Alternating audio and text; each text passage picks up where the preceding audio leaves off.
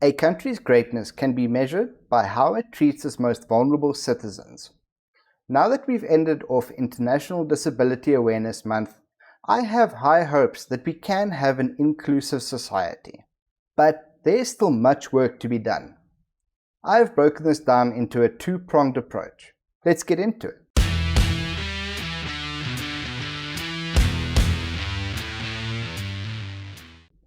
Greetings all and welcome to The Pivot Point. I'm Tyron Harding. Building an inclusive society is no small task, and it will take all of us working together to achieve this. I was in the position of being an oblivious, able-bodied person. Now, I see the world differently, from a wheelchair. There are two main steps to creating this ideal society. And while I realize I probably won't see it achieved in my lifetime, I will do my bit to get us closer to that goal.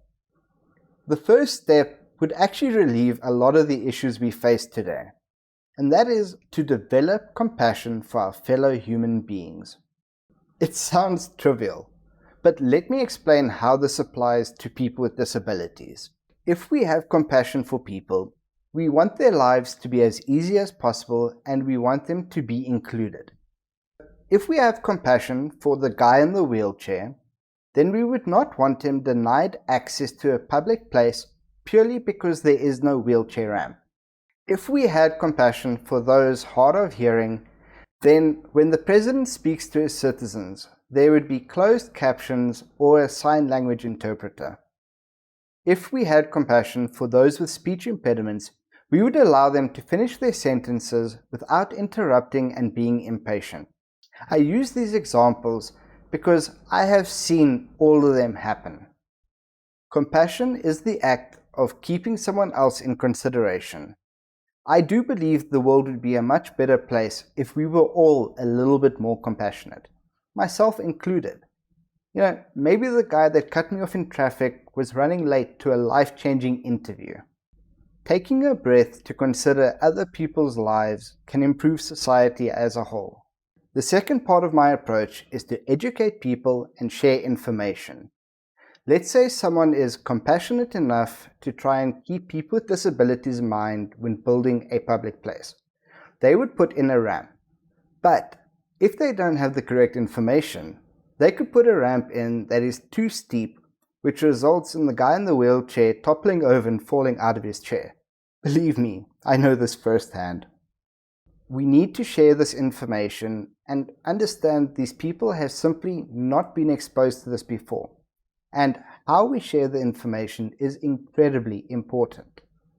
I lived as an able-bodied person for 26 years of my life. If I had a disabled person shouting at me because I did something wrong, my stubborn reaction would simply be, well, stuff them. Then I'm not going to change what I did. This is the wrong approach and this is not the outcome we want.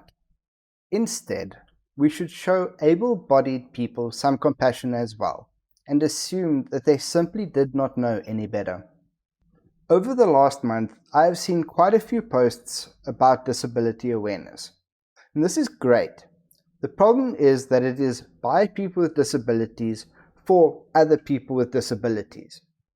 This is the equivalent of preaching to the choir, complaining about issues you face to people who face the same issues, creating this us versus them approach. This is divisive and counterproductive. What we need to do is bring able-bodied people into these conversations. We are a large society made up of all sorts of people. The only way to improve society is to include everyone in all the conversations. Let's work together to make society better for all.